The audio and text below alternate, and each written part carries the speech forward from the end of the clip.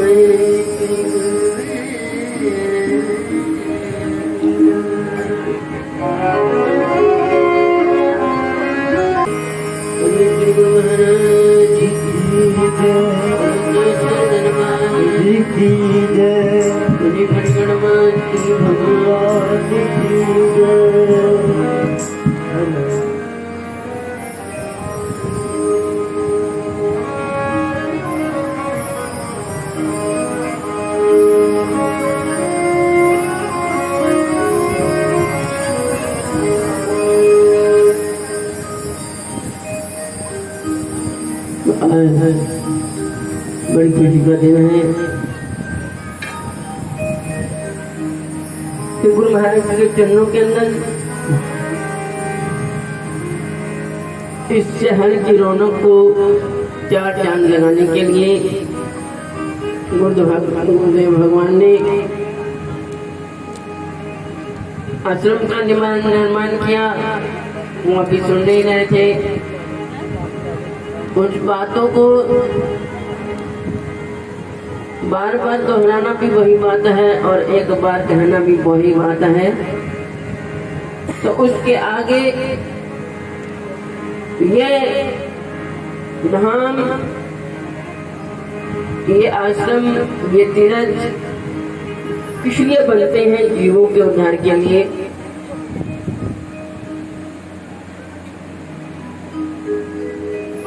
जबकि परमात्मा जो है वो एक है,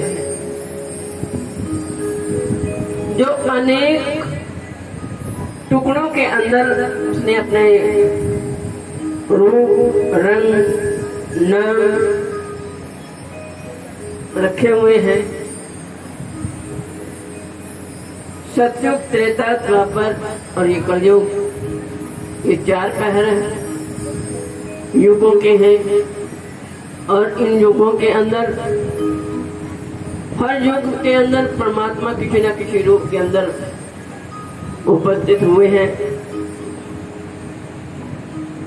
और उन्होंने डूबते हुए जीवों को उद्धार किया है, उस पार लगाया है। क्योंकि उनकी कृपा के बगैर इस जीव का कोई हाल नहीं है। कहते हाल किसको बोलते हैं? सुख को। जब कोई किसी का हाल पूछ लेता है, उसको हाल पूछने पर ही उसमें एक वात्सल्य होता है, एक प्रेम होता है, मोहब्बत होती है और उसके अंदर ना जाने क्या मिल जाता है। जैसे रोते हुए बच्चे को टॉफी मिल जाती है और बिछड़े हुए बालक को माँ मिल जाती है। तो मिलने पर उसका हाल अपने आप ही पूछा जाता है। हाल जो सामने है बेहाल वो होता है जो अपने हाल से बेहाल हो जाता है। एक बेहाल होना बिछड़ना और एक बेहाल होना उभरना। रास्ते दो ही हैं, एक हमको संसार के अंदर रुलाता है हाल और एक हाल हमको बनाता है। और बनाने वाले हैं गुरुदेव भगवान, जिन्होंने आकर अपने हाथ से हम बेहाल लोगों को आश्रय दिया, अपनी शरणागत में लिया। और आज हम उन चरणों में बैठ करके उनका गुणन करते हैं। कितने जुबान में क्या पावर है। पास से लोग गुजर जाते हैं, दूर दूर से लोग तीर्थ स्थान करने आ जाते हैं, लेकिन जो वहाँ रहते हैं वो इधर उधर, उनके लिए वो तीर्थ नहीं, एक आम घर वाली बात होती है। जो रोज दिखता है उनके लिए वो दाल होती है, जिनको कभी कभी मिलता है उनके लिए क्या होता है, क्या होता है, पकवान होता है। स्पेशल पकवान मिलता है उनको, स्पेशल ग़िज़ा मिलती है, एक शक्ति मिलती है। क्योंकि शक्ति कहाँ मिलती है? भाव के द्वारा। वो भाव जब कुछ समय के बाद उसको लेने का समय मिलता है तो उसमें बड़ी ताकत हो जाती है। जो रोज रोज मिलता है वो बंदा उग जाता है। अगर एक ही चीज आप रोज लेते रहोगे तो वो कहेंगे नहीं, अब मन ऊब गया है। क्यों उबा? एक दिन पता नहीं कोई कह रहा था, कहता हम तो रंगों रंग के कपड़े पहनते हैं, आप तो एक ही रंग के पहनते हैं। आप एक रंग से ऊब नहीं जाते, देखो ऊबना क्या है, रंगों से ऊबना क्या है? हम रंगों में होते नहीं है। ये वही रंग है जिस रंग को प्राप्त करने के लिए सब साधना किए जाते हैं, वो उन्होंने पहरा दिया, तो उससे उबना क्या है? तो बड़ी मुश्किल जी तो ये रंग मिलते हैं। ये जो तरह तरह के रंग लेना एक संसारी जीव की फितरत है। वो पल पल छिन छिन राहें बदलता है, स्वाद लेता है, और जितने स्वाद वो लेता है उतनी ही आसक्तियां उसकी और उसको भटकाती हैं। वो और ज्यादा रूप धारण कर लेती हैं आसक्तियां, तो उसमें जीव क्या हो जाता है? बिछड़ जाता है। किससे बिछड़ता है? अपने तत्व से, अपने आप से वो बिछड़ जाता है। वो भूल जाता है कि जीवन, ये जिंदगी किसकी अमानत है? ये उस प्रभु की अमानत है जिसने यहाँ तक खुशकिस्मती से महापुरुषों की शरण में आने का श्रेय दिया। वो भूल जाता है, क्योंकि जितनी आसक्तियां होंगी वो उतना ही रंजन होगा। हम जितने काम बढ़ा लेते हैं, समय नहीं निकल पाता। इंसान एक आम तकिया कलाम है, हमको समय नहीं मिलता। समय तो कोई बड़ा नहीं है, समय तो वही है, वही दिन है, वही रात है, वही समय की घड़ी जो है, एक घड़ी की तरह समय जो है वो चलता है, एक सर्कल के अंदर चलता है, एक सर्कल के अंदर चलता है। फिर वही 1 2 3 4 5, जब 12 के बाद फिर 1 2 3 4 5 हो जाता है। ये घड़ियां भी समय देखने के लिए पहर जो है वो बढ़ जाते हैं। रात का पहर हो गया और दिन का पहर सूरज की आगोश में है, और रात का पहर चंद्रमा की आगोश में आ जाता है। एक अंधेर पक्ष में चला जाता है, एक प्रकाश पक्ष में चला जाता है, उजाले पक्ष के अंदर चला जाता है। और तुम किस पक्ष में जाते हो? तुम उजाले में भी अंधेर पक्ष में रहते हो, और अंधेर पक्ष में भी और अंधेर पक्ष में चले जाते हो। अंधेर पक्ष क्या होता है? ज्ञानता। हम उजाले पक्ष के अंदर भी अज्ञानता की तरफ हमारा दौड़ है। ये संसार की जितनी भी आसक्ति हैं, ये सब हमको हमारे तत्व से जुदा करने वाली है, भटकाने वाली है, बहकाने वाली है, और हमारा रुझान भी उस तरफ ही ज्यादा रहता है। और जब राजशाही का पहर होता है तो उस समय एक और बात के अंदर चले जाती है, और अज्ञानता की उसकी गहराई में उतर जाते हैं कि वहाँ वो भी समय हमारे हाथ से निकल जाता है। और जागृत अवस्था के अंदर जिस कहते मैं जागता हूँ न, कि ये भी एक अज्ञानता के अंदर ही हमारा समय व्यतीत हो जाता है, दौड़ धूप के अंदर, और फिर भी हमारी इच्छाओं की पूर्ति नहीं होती है।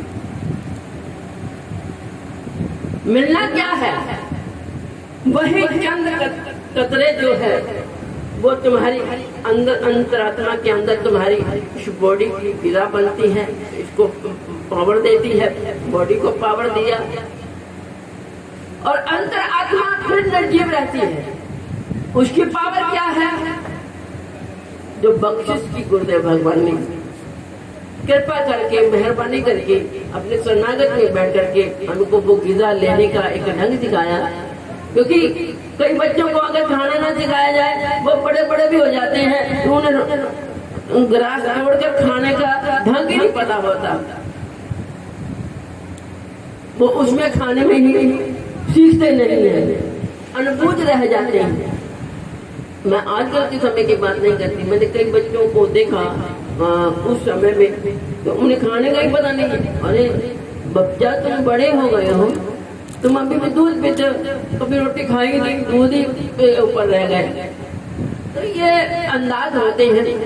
तो हमारी आत्मा निर्जीव है, ये बाहर की शक्तियों के अंदर स्थूलता रूप के अंदर हम मन के पीछे भागते हैं और शरीर को हष्ट करते हैं, लेकिन ये बाहर के हष्ट नहीं होता है। अंदर से तुम्हारी अंतरात्मा कमजोर होती चली जाती है।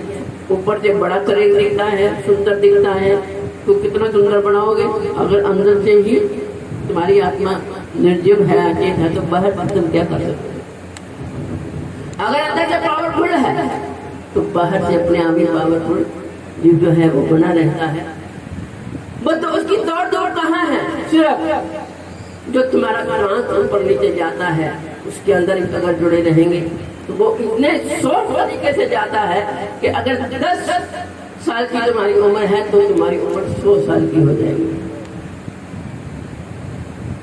और हमारी दौड़ ऐसी रहती है कि हम 10 साल में ही 100 साल के बन जाते हैं बूढ़े। वो क्यों? क्योंकि दौड़ हमारी जितनी पावर है, हमको उस पावर को संसारिक आसक्तियों के अंदर ज्यादा जोड़ करके रहते हैं और हमें कुछ हासिल भी नहीं हो पाता। और ये कृपा करी है गुरुदेव भगवान ने, हमको अपने शरणागत में लिया, हाथ से आश्रय दिया, हाथ पकड़ करके अपने करीब बिठाया और हमें भगवत नाम के साथ जुड़ने का अंदाज सिखाया कि ये आत्मा की खुराक ऐसे दी जाती है। अगर ऐसे तुम रोज खुराक दोगे अपनी आत्मा को तो तुम हष्ट पुष्ट रहोगे, पावरफुल रहोगे, तुम्हें बाहर आसक्तियों में नहीं गिरना पड़ेगा। उसके नाम के अंदर इतनी ताकत है, अगर तुमने एक पानी का घूंट भी पिया हुआ है तो सारा दिन तुम जितनी मर्जी ताकत से काम कर लो, तुम्हें पता ही नहीं चलेगा। तो ये अंदाज कहाँ मिलती है? जब उनकी मेहरबानियां होती हैं। तो मेहरबानियां तो उन्हीं को मिलेंगी जो करीब बैठेंगे, जो दूर से देख करके चले जाएंगे उनको मेहरबानियां कैसे मिलेंगी? तो इसलिए करीब बैठना है, शरीर के साथ मनोवृत्ति के साथ भी बैठना लाजिम है। जब हम मनोवृत्ति के साथ बिंदुओं के अंदर हाजिरी देते हैं तब हम उस अंतरात्मा को वो गिरा दे पाते हैं, क्योंकि उसकी गिरा है एक हरि का नाम, एक प्रभु का नाम, जो उस नाम से एक रचना उतरती है, जो हमारे हृदय पर चढ़ के पड़ती है और हृदय से फिर वो विद्युत होती है पूरे बॉडी के पार्ट्स के ऊपर। वो वाइब्रेशन जब उसके ऊपर पड़ती हैं, बौछारें पड़ती हैं, तरंगे पड़ती हैं, तो कनेक्ट होता रहता है। तो हमारा अंग प्रति अंग जो है वो एक्टिवेट होता रहेगा। क्यों ये जीव बीमार होता है? क्यों? इसीलिए क्योंकि उसको जरूरत से ज्यादा बाहर की तरफ, अज्ञानता की तरफ विषाक्त किया जाता है, जहर खिलाया जाता है। और जहर हमारे पार्ट को जो है वो कमजोर बना देता है, वो खत्म कर देता है। यह बनेगा एक्टिविटी किससे होगा? जब उनकी वाइब्रेशन मिलेंगी, उनकी वो बौछारें मिलेंगी, तो हम तभी उसके अंदर में एक पावर जलती है।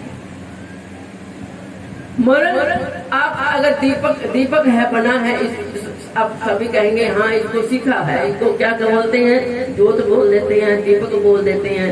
लेकिन उसको कहोगे दीपक तो अपने आप जल जा, दीपक तो अपने आप जल जाएगा, अपने आप नहीं जल पाएगा ना।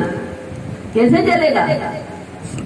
बत्ती दीपक के अंदर रखी जाएगी, उसके अंदर भी घी डालोगे, वो घी डाल के उसको तरबतर करके फिर एक माचिस लाओगे, फिर माचिस हाथ में लेकर के तो भी नहीं जलेगा, फिर उसको खोलोगे, खोल के उसमें से बत्ती निकालोगे तो भी नहीं जलेगा, फिर उसका घर्षण करोगे तो घर्षण करने पर चिंगारी पैदा होगी, और उस चिंगारी के साथ वो जो बीच में बत्ती रखी है उसको चिंगारी के साथ उस बत्ती को जब जलाएंगे तो फिर उसको एक बाढ़ दे करके ये हवाएं जो है बुझा देती हैं, जलने नहीं देती, तो है को बाढ़ दी जाती है। ये बाढ़ दे करके हम इन हवाओं से बचाकर उस बत्ती को प्रज्वलित करते हैं, वो बत्ती जलने लगती है। जब वो जलती है नीचे से जब उसका बेस उसको तरावट मिलती है तो उस तरावट के साथ वो प्रज्वलित होती चली जाती है, बढ़ती चली जाती है। वो इतनी होती है कि उसमें से वो रंग छोड़ती है, उसका बीच का रंग जो होता है वो अगर देखे जाए तो ये सारे रंग जो क्या है, बीच में एक क्या होता है, कौन सा रंग दिखाई देता है? नीले रंग का दिखाई देगा। नीले रंग के साथ बाकी सब रंग जो है वो ऊपर उठते हुए दिखाई देते हैं, और वो नीला रंग जो होता है वो इतना गहरा होगा। वो नीला क्या है? नीलकंठ भगवान महादेव। तो तीनों शक्तियां जब उनके साथ प्रज्वलित हो जाती हैं तो फिर धीरे धीरे वो रंग निखारती चली जाती हैं। ब्रह्मा विष्णु महेश जब पीले नीले हरे रंग ये सब बिखरने शुरू हो जाते हैं, उसका आनंद होना शुरू हो जाता है। आदि अनादि वो ज्योति के बीच में जब देखा जाता है, उसमें जब जुड़ेगा तो उस परम तत्व के साथ ये जुड़ पाएगा, नहीं तो नहीं जुड़ पाएगा। वो तकनीक कहाँ देखा जाता है, कैसे उस बाती को जलाना है, वो जलाने का अंदाज बताने के लिए गुरुदेव भगवान को कुछ स्मृति से मिले। बोलो श्री गुरु महाराज की। हम तो ये सोचते हैं ठीक है बत्ती जलिए, उनको माथा दिया, ये अब आरती उतारते हो इसका मतलब पता क्या आता है? अब ऊपर ये बलाएं जो पहले ले लेते हैं, पहले तो भगवान की नजर उतारते हैं। भगवान की नजर उतार करके आप थोड़ा थोड़ा जब वो उस शुआओं को लेते हैं, भगवान की नजर को तुम अपने ऊपर ले लिया कि भगवान हमारा जीवन सब समर्पित हो, हमारे पौष्टिक जो है वो आपके चरणों में समर्पित हो, आपकी नेगेटिविटी हमको मिल जाए, हमारा जीवन तुम्हारे समर्पित है। ये बनाने ली जाती है, इसका कुछ भेद ही नहीं है कि ये क्यों ली जाती है। और इतनी भागम भाग हम लेने की कोशिश करते हैं, वो भी नहीं ली जाती। ये तो भेड़ चाल हो जाती है, और भेड़ चाल पता क्या होता है? हमें गर्त में डाल देती है, भीड़ हो जाती है, कोई पिस जाता है, कोई गिर जाता है, कोई क्या होता है, कोई क्या होता है। वो कहीं और नहीं, वो तुम्हारे साथ है, वो शक्ति तुम्हारे साथ है, सब रूपों के अंदर है।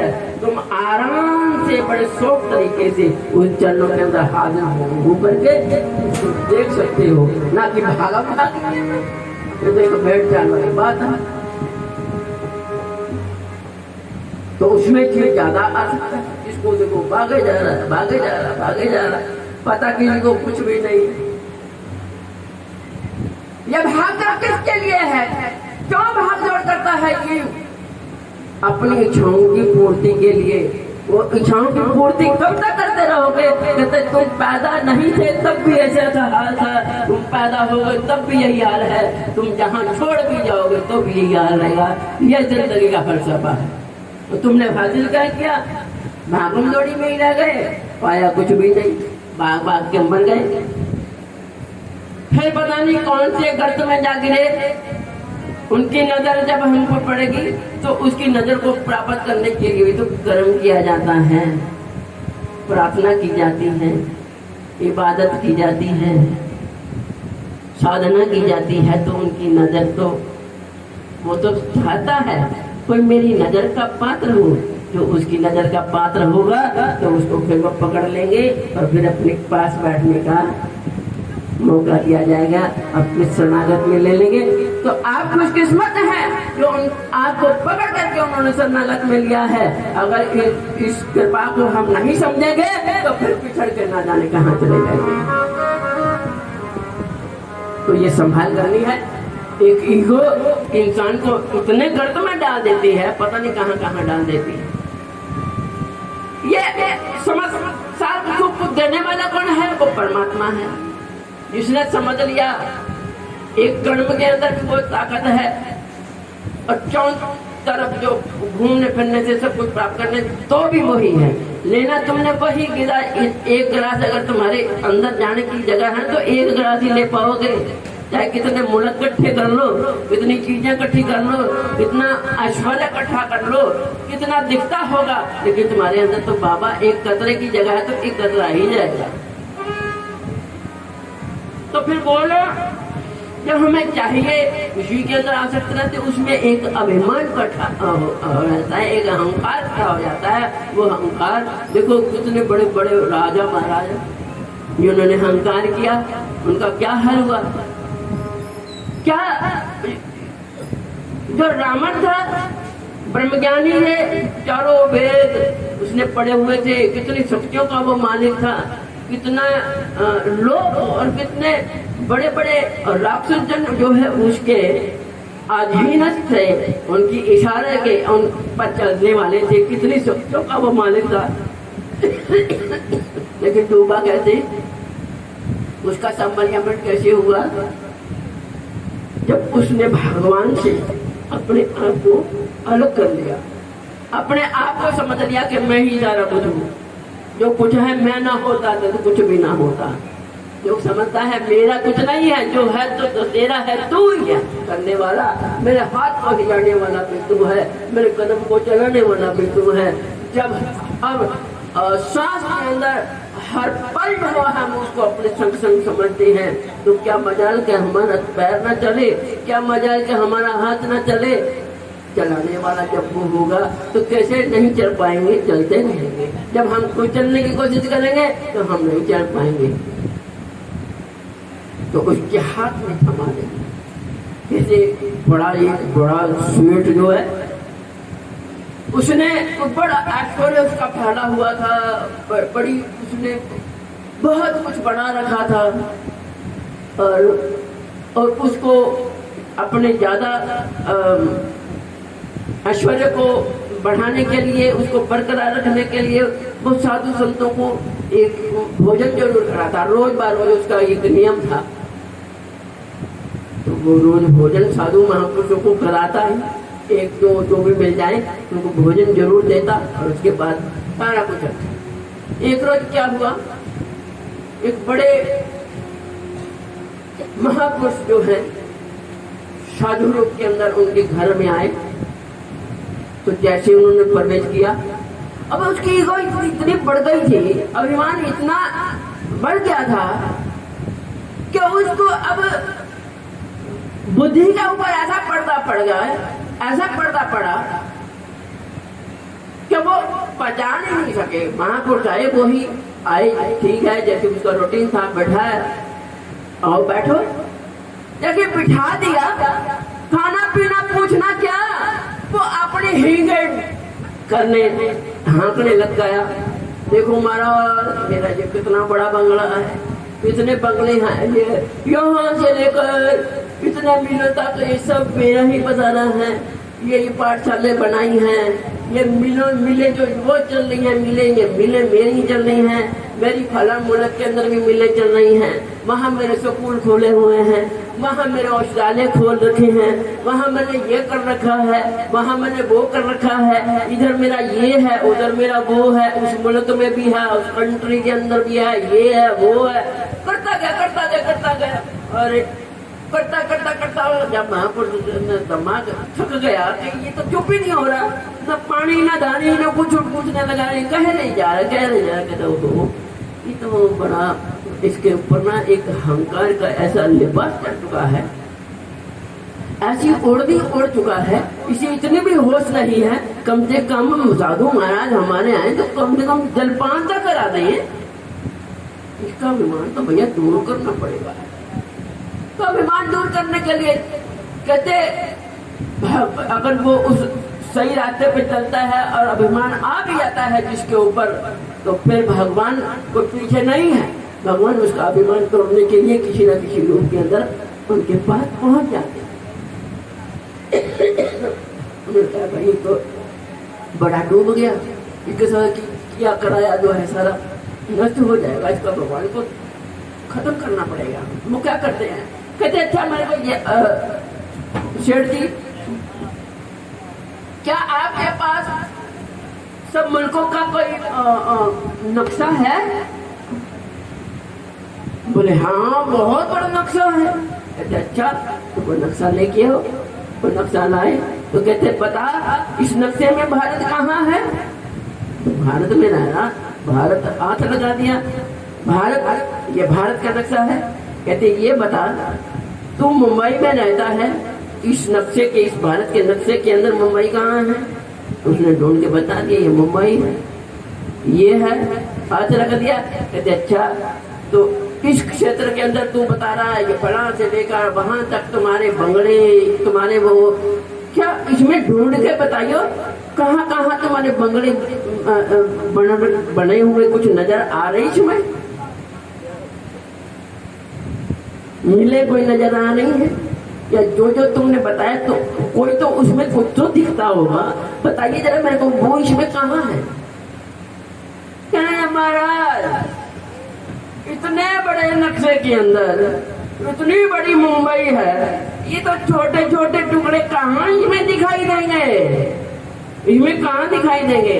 कहने लगे बच्चा तो फिर इसी तरह जो भगवान का जो नक्शा बना हुआ है जमी और आसमा का, इसमें तुम ये कहाँ जो बता रहे हो मेरे को ये है वो है टिकड़ा है बिगड़ा है, जब तुम एक मुंबई के अंदर ही अपने ये छोटे मोटे बातों को नहीं समझ सकते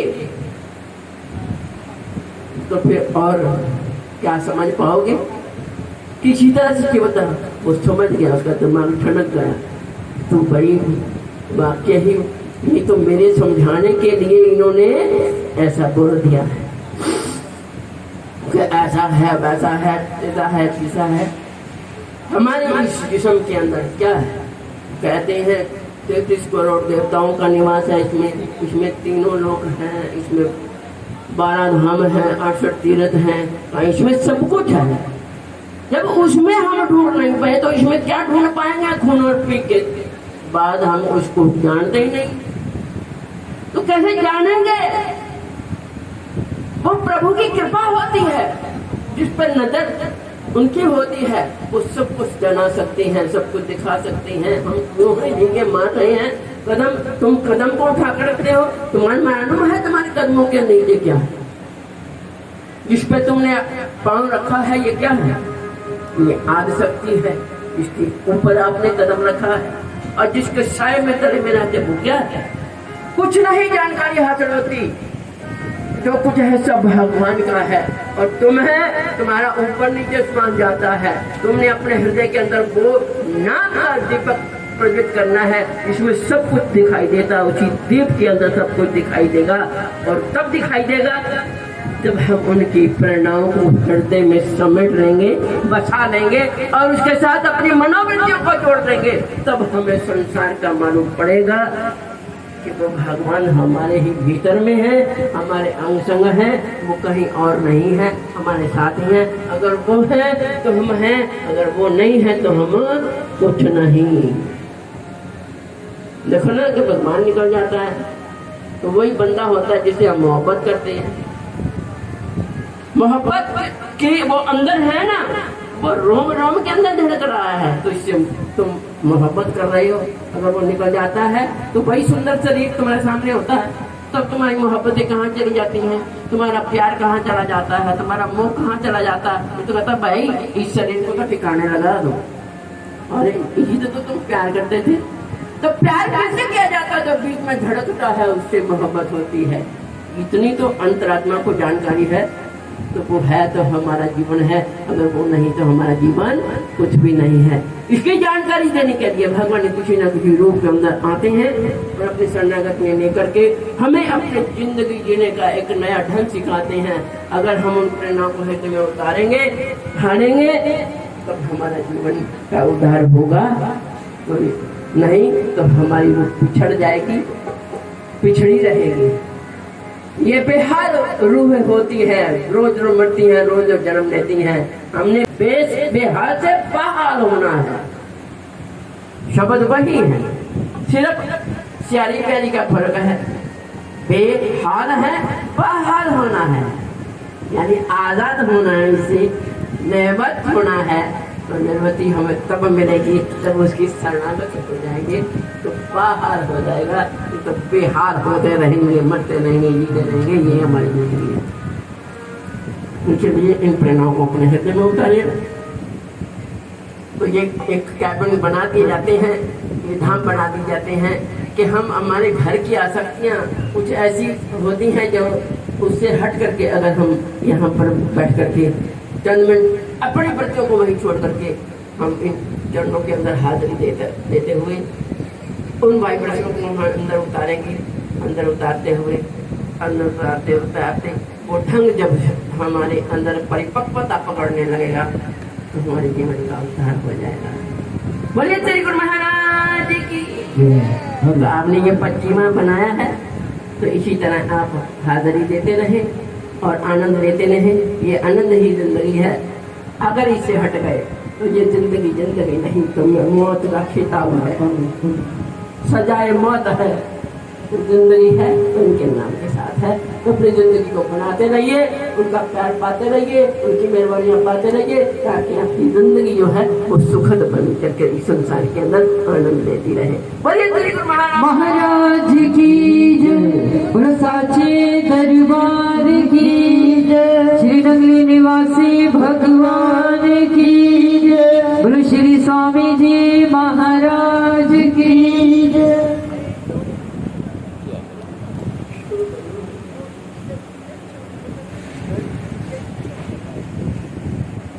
हरि ओम, हरि हरि हरि।